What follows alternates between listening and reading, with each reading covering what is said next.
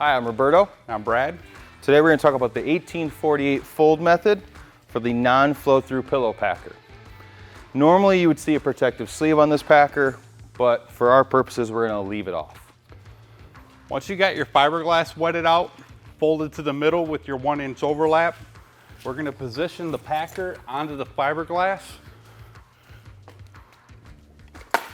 so that when your first fold ends up on this far edge.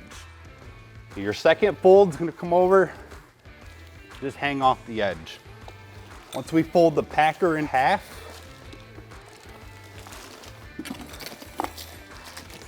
your seam's going to end up on top.